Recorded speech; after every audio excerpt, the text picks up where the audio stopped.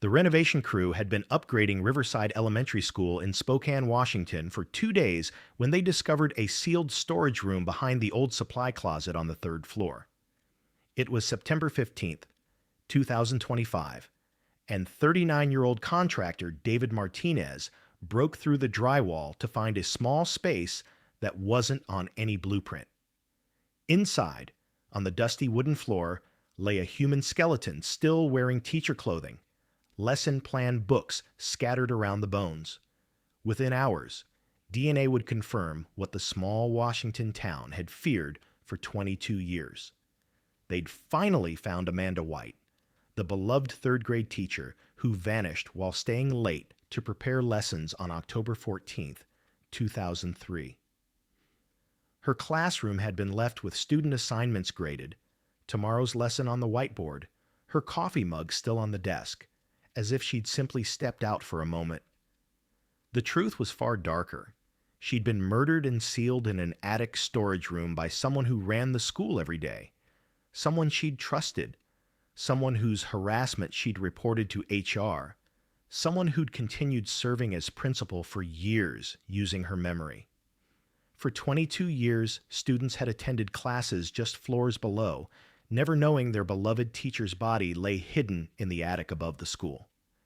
David Martinez was a 39-year-old experienced contractor who had been doing commercial building repairs and renovations throughout Washington state for 16 years. He had worked on dozens of schools, community centers, and public buildings across the region. Riverside Elementary School wanted to modernize its old building constructed in the 1970s. The school had been operating successfully since 1975 and needed significant upgrades to accommodate increasing student numbers and modern educational requirements. David and his four-person crew started work on September 13th, 2025, expecting a simple 3-week renovation project. On the afternoon of September 15th, they were carefully removing the wall behind the old supply closet on the third floor. The plan was to create a larger storage area for art supplies, old books, and teaching tools that had been cluttering the main school area for years. As David systematically removed the drywall panels section by section, he noticed something strange and completely unexpected. Behind the wall was a small enclosed room. According to the architectural plans he had reviewed before starting the project, this space should not exist. The 1975 plans showed no indication of this area. "Wait," he said to crew member Tom Harris, who had been working with him on various projects throughout Washington for 7 years. "There's a hidden space here. It's not on any of the plans we have." When he fully removed the wall section, shining his flashlight into the darkness beyond, he saw a small storage room, approximately 4 feet wide, 5 feet long, completely sealed, no visible entrance from any direction. Inside, illuminated by his powerful LED work light, was a human skeleton still wearing purple and gray teacher clothing, surrounded by deteriorated cardboard boxes that had clearly been there for many years. Next to the skeleton was a rolled yoga mat with a faded school logo and teaching books about education, all covered in thick dust. A silver bracelet on the left wrist had stopped at exactly 9:15 p.m., frozen in time. David's hands trembled. "Call the police immediately." The Spokane Police Department arrived within 15 minutes of the emergency call. 2 patrol cars came first, lights flashing in the afternoon sun, followed shortly by Detective Karen Wilson's unmarked vehicle. Wilson was 48 years old and had 22 years of law enforcement experience throughout Washington state. She knew small towns well and understood the tight-knit communities where everyone knew each other. Forensic teams carefully examined the sealed area with meticulous attention to detail. Crime scene technicians photographed every angle from multiple perspectives, measured distances with laser equipment, collected samples from every surface they could safely reach without disturbing the remains or contaminating potential evidence. The skeleton was in an upright position, leaning against the back wall. There was blunt force trauma to the back of the skull. Multiple distinct impact points indicating repeated strikes with a heavy cylindrical object. Clothing remnants included a purple blouse with a lotus flower design, gray pants, and deteriorated sneakers. Next to the skeleton were cardboard boxes in various stages of decay, teaching materials, and education books. A silver bracelet on the left wrist had stopped at exactly 9:15 p.m., frozen in time. "A teacher," Wilson said quietly, carefully kneeling beside the remains without touching anything, her experienced eyes taking in every detail of the scene. "She worked here at this school. Let's check the entire history of the school and missing person cases from recent decades." School records were reviewed. In police files, there was one significant missing person case from 2003.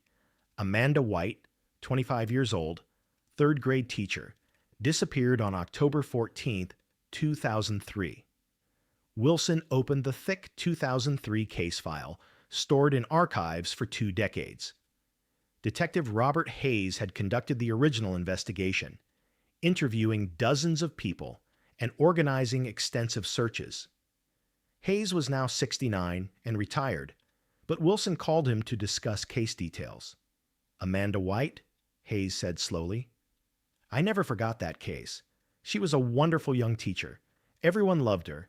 She disappeared one October evening after staying late to prepare lessons. We searched everywhere for months. The entire town, the surrounding mountains with search dogs and helicopters. We found no trace. Her car was at the school. Her belongings were there, but she was gone." "Were there any suspicious individuals?" Wilson asked. Hayes paused. "The school principal, Robert Harrison. He seemed very concerned and cooperative, helped organize search parties, put up missing person posters. There were no red flags at the time. He was a quiet man, had been running the school for about 8 years. Everyone trusted him. DNA comparison was conducted at the State Crime Laboratory. Amanda's mother, Patricia White, 67, still lived in Spokane. A reference DNA sample was collected. A week later, the results came in. Definite match. The skeleton was Amanda Marie White. Amanda Marie White was born on March 12, 1978, in Washington, to loving parents Patricia and James White. She grew up in Spokane, an only child. From a young age, she showed extraordinary interest in education.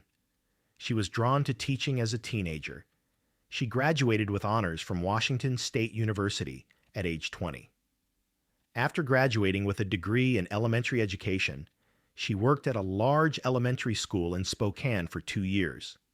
In 2002, at age 24, she returned home to teach in a more intimate environment.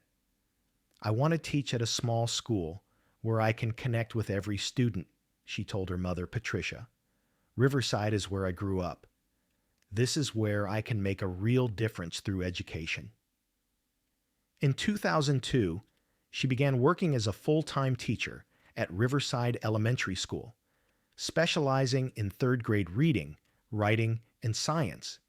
She deeply loved her students, creating transformative and calming classes that change people's lives, staying late after lessons several times a week to help struggling students who couldn't afford regular tutoring. She dramatically revitalized the school's program, bringing fresh energy and innovative techniques learned from her previous school, increasing enrollment by over 40% through enthusiastic word-of-mouth recommendations from satisfied parents. "Teaching changes lives in profound ways," she would tell her students. "It opens doors to learning you didn't know existed." In early 2003, at age 25, she got engaged to David Cooper, a local architect. They were deeply in love. They purchased a small house with a view of the mountains, adopted a rescue dog named Bella. They planned to marry in summer 2004.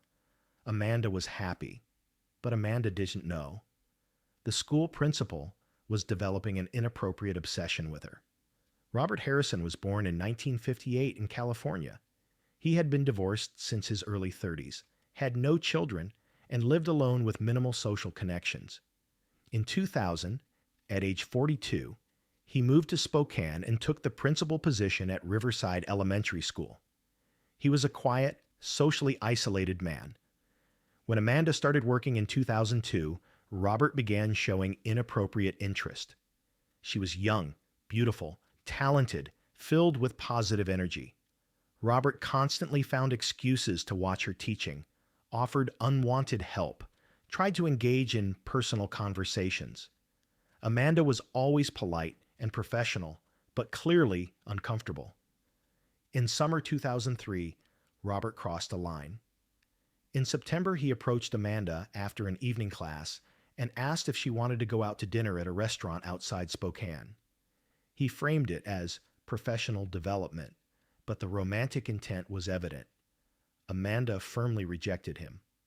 "Mr. Harrison, this is not appropriate," she said clearly. "You are my employer, and you're 20 years older than me. Our relationship must remain strictly professional. I'm engaged to David, and I'm happy. If you continue, I'll report this to Human Resources."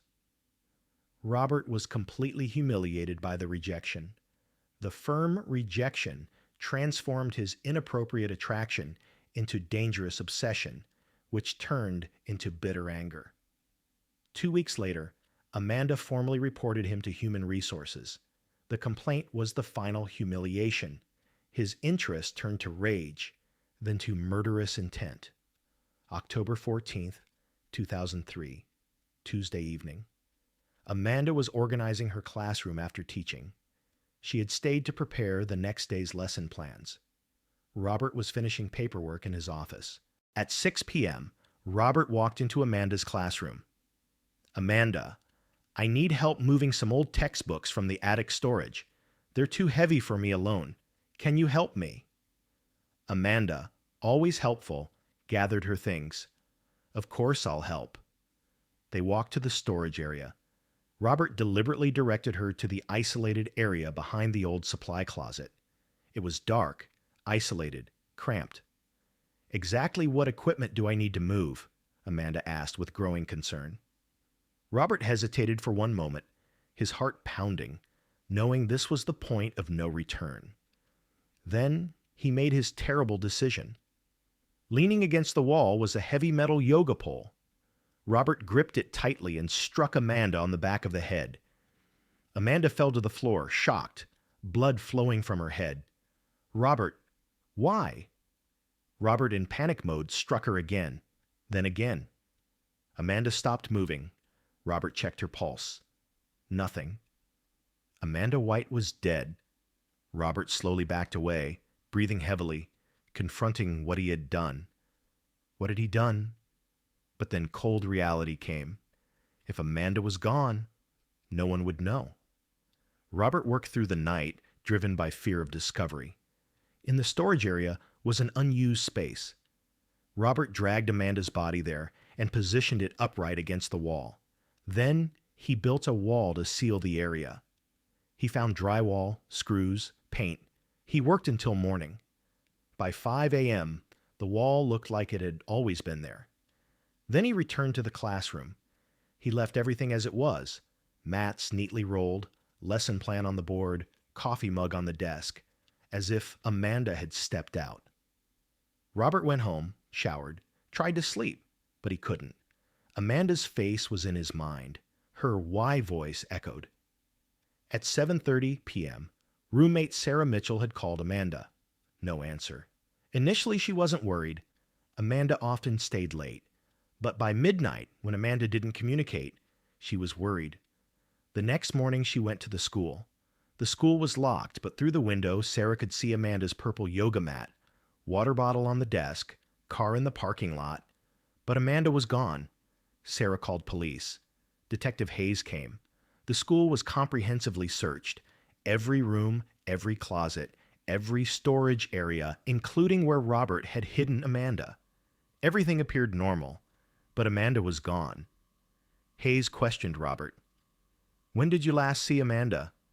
"Last night around 9, Robert said, appearing concerned. "She was cleaning up. I left at 9:30. Amanda was still working. She's very dedicated, often stays quite late. Comprehensive searches were organized. Police and volunteers scoured the town. Mountains were searched. Her car was examined. Nothing suspicious. Phone records were checked. Normal communications. Weeks, months, years passed. No trace.